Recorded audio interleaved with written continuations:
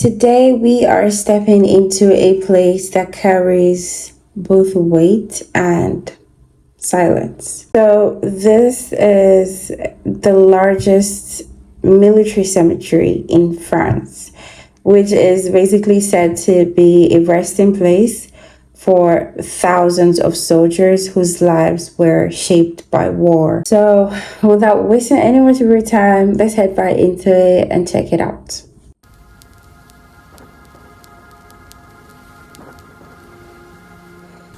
I've said before that in order to fully understand and appreciate World War II, a person really needs to understand and appreciate World War I.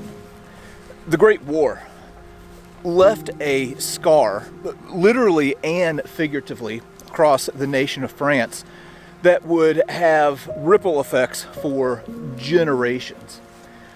Right now, I'm in the area of Arras. I'm going to be here for a few days, kind of exploring the history of the First World War in this area. What? And I just happened to drive by this French cemetery right here. Driving around, there are cemeteries everywhere in this area.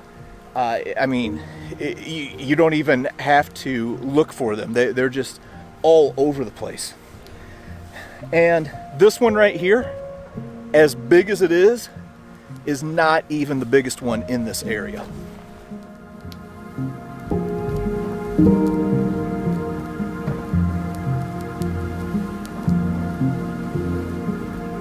What? That is a lot of people.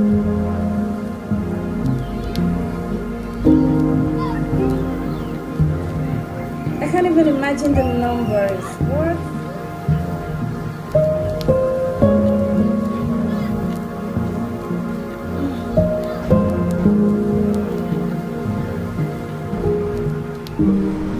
In 1914, the unstoppable force full-on clashed into the immovable object here on the Western Front.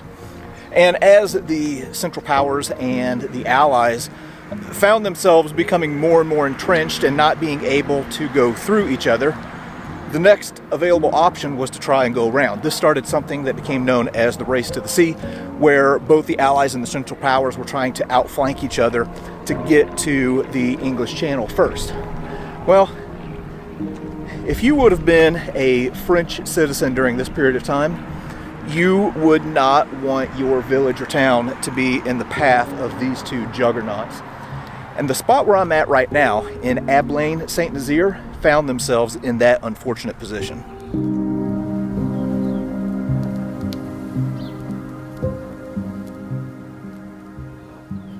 I want you to think for a moment about the community that you live in. And think about what it would be like if war came to the place where you live and you had to evacuate. And when you came back, there was nothing left. It was just rubble. Well, that is exactly what happened to Ablain Saint-Nazaire. So if you look at this town, it doesn't look like there's anything that's just like exceptionally old by European standards. That's because there's nothing in this town that is older than 1918, 1920. This whole village had to be completely rebuilt. Just absolutely awful. Ablain Saint-Nazaire sits at the base of a ridge, and this was in German hands at the end of 1914 and through the spring of 1915. And the Germans wanted to keep it, and the French wanted to take it back. And the only thing left from the war is this shell of the church. So if we go up here, we'll get up on the other side of this fence, you can see the only thing that I guess you could say survived from the fighting that took place here in the First World War. The Germans had this set up as an artillery observation position. The French knew it, and they just bombed the heck out of this church to deny the Germans a artillery observation position. This was a 16th century church, so it was a historic church, and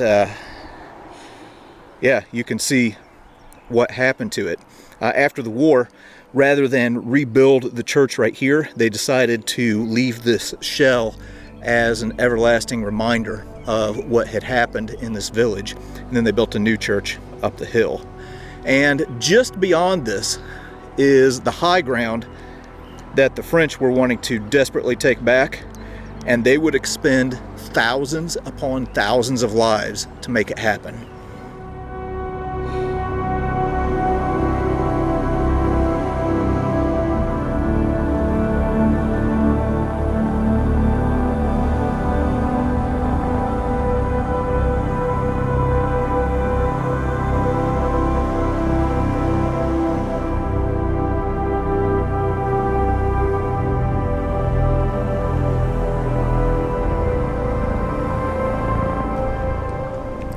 I've made my way up to the top of the plateau of the Notre-Dame de Lorette, and once you get up here, you can see why the Germans were fighting so hard to keep this position and why the French wanted it so bad. I mean, the view from here is spectacular. So obviously for any army, this is going to give a commanding view of everything around, be good for artillery position and spotting, things like that. And there was some vicious fighting that took place here in the early part of World War II. Everybody focuses on Verdun, but there was some heavy combat that took place here on this plateau. So the Germans originally occupied it, I think in October of 1914, in the Race to the Sea. And then the French ended up fighting them for it over like the next 6 months. And then eventually were able to take it. So here on this plateau, there's like 5 different spurs that come off of it, so each one of those spurs had to be taken. And it is now the site of the largest French military cemetery in France. I've now moved into the cemetery here at Notre-Dame de Lorette, and standing here, you can really get a sense of the scale of loss and sacrifice that France experienced during the First World War. There are over 40,000 graves in this cemetery. Well, standing here and looking at all of these rows of crosses back to back is really sobering. If you look at the view in front of us now, we are only looking at half of the cemetery, and these rows of crosses go on for as far as the eye can see. Now, originally, again, as I mentioned, this is a battlefield right here that we are standing on. There was a small chapel up here that had been built in the late 1700s, and this was kind of like a pilgrimage place for a lot of people. Well, the chapel, of course, was completely destroyed. What we're seeing here is a chapel that was rebuilt after the war. And the French official history talked about the conclusion of this battle. And it says, the Germans were beaten and the chapel in ruins was left behind. Beyond was an inextricable, chaotic tangle of underground passages and shelters, mine craters and shell holes, encumbered with dead, arms and equipment and stores. So this place was just completely devastated after the battle, and then became a bit of a collection cemetery for the French, where in the area of the Pas de Calais, where they brought their dead and buried them. One of the more prominent features here in this cemetery is this lantern tower. This was built in the years after the war to commemorate the fallen of France here in this area. And inside, they also have the remains, unknown remains of a soldier from the Second World War, and also war in North Africa, and also the French War in Indochina. Unfortunately, we cannot go in there today because they are doing some restoration work. I don't claim to do a lot of things well, but one of the things that I excel at is showing up to sites on days when they are doing some kind of construction work. But here's something else that I can show. I want you to take a look at these two seemingly empty plots. So if we walk over here, you'll notice that there are no headstones in here. It's just this walled off portion of the cemetery, but it is not empty. Inside of these walls, as we can see right here, are the unknown remains of 4,563 soldiers. And then if we go over here, again, we have another one of these seemingly empty plots, but this is another mass grave holding the remains of 5,649 soldiers. So just to give you a little bit of perspective or something to compare to, just in these two plots alone, there are more soldiers buried than in the entire Normandy American Cemetery. And these aren't the only spots like this in this place. And that is something else. Typically when I visit these cemeteries, I try and highlight some of the soldiers who are interred there and tell their stories. To be honest, that's difficult for me here. For English speakers, there aren't a whole lot of resources out there for French military history, at least not that I'm aware of, and that's a shame because I really want to learn more. Here's what I do know. This is the grave of Ernest Barbeau. To my knowledge, he's the highest-ranking individual buried here. He was the commander of the 77th Infantry Division, which fought here in this area. And where the present-day Cabaret Rouge Commonwealth War Grave Cemetery is, he had established a headquarters in a trench and was hit by shrapnel while running across open ground. He was mortally wounded and died later at a dressing station. There's a memorial to him down in Souchez, to him and the 77th. But anyway, here's the grave of Ernest Barbeau. All right, now I mentioned how this cemetery sits on a battlefield. We've talked a little bit about some of the vicious fighting that took place here in 1914 and 1915, and I want to show you what I just found. So if you look here, you can see that the groundskeepers have plowed up all of the ground in front of these crosses, probably getting ready to plant some new flowers. And I was walking by and just happened to see this shell casing laying right here in the dirt. That is something else. Here, all of these years later, the battlefield is still giving up some of its secrets.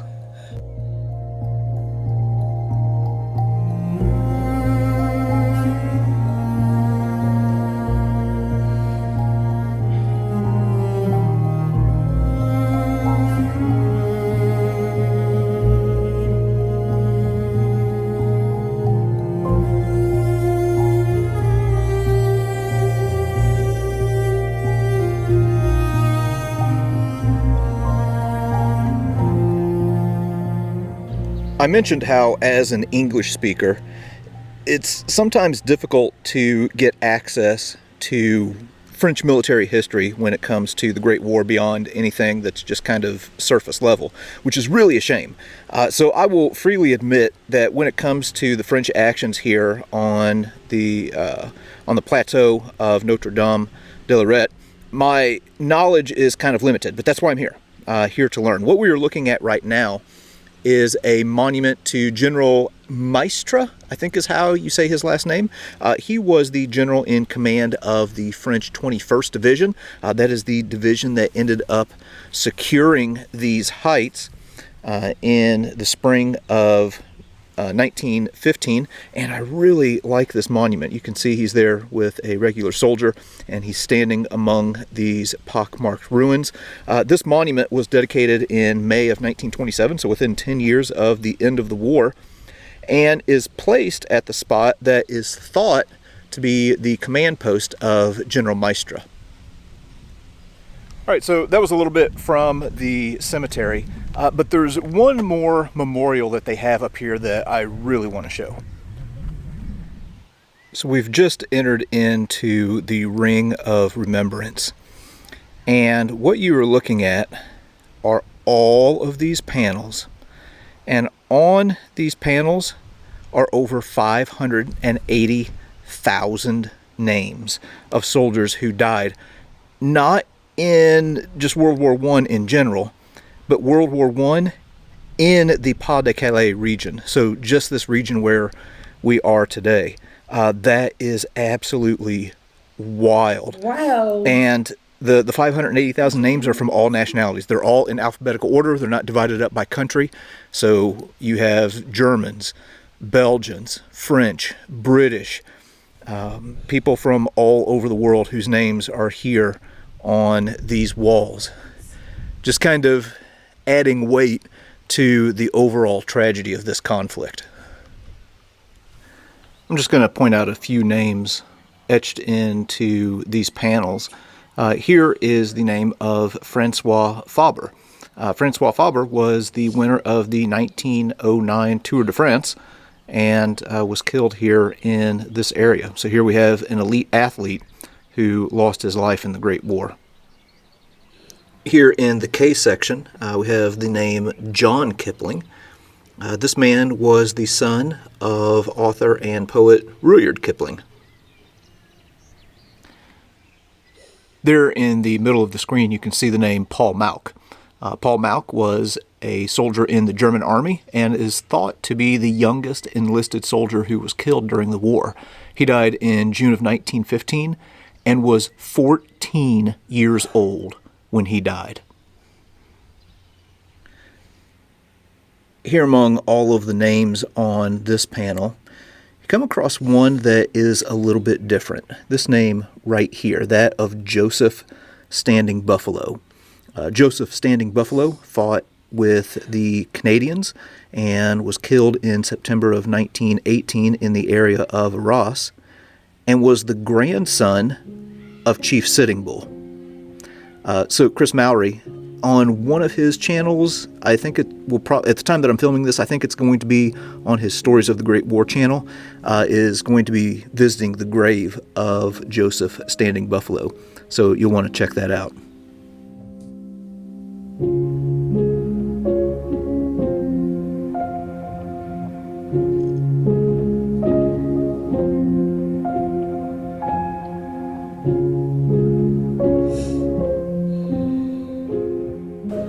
At the beginning of this video, I made the comment that in order to fully understand and appreciate the Second World War, you really need to understand and appreciate the First World War. And I think coming to places like this really helps with that. I know, speaking from an American perspective, when you get to World War II, it's pretty easy to make derisive comments about the fact that, France surrendered to the Germans in 1940.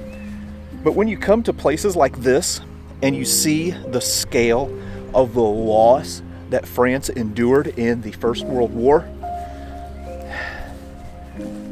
it gives you pause. Maybe it wouldn't be so easy for them to just jump right back into another war after having lost an entire generation and had towns and cities destroyed. But anyway, those are just a few things that I've been thinking about today as I've been walking the ground here. But that was a little bit from here at Notre-Dame de Lorette.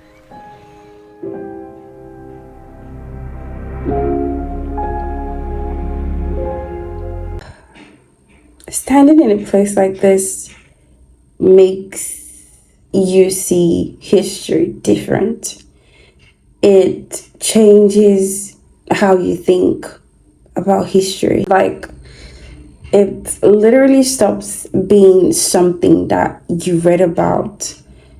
It starts feeling like something real, something that actually really happens. Like each grave here marks a life that once had routines, plans, relationships, things that were interrupted by something far bigger than them. And when you see thousands of them together like this, it puts things into perspective in a way that words really can't fully explain. It's really kind of quiet here, it kind of quiet, but it's not empty. It's heavy, it's full of memory. Maybe that's the purpose of places like this.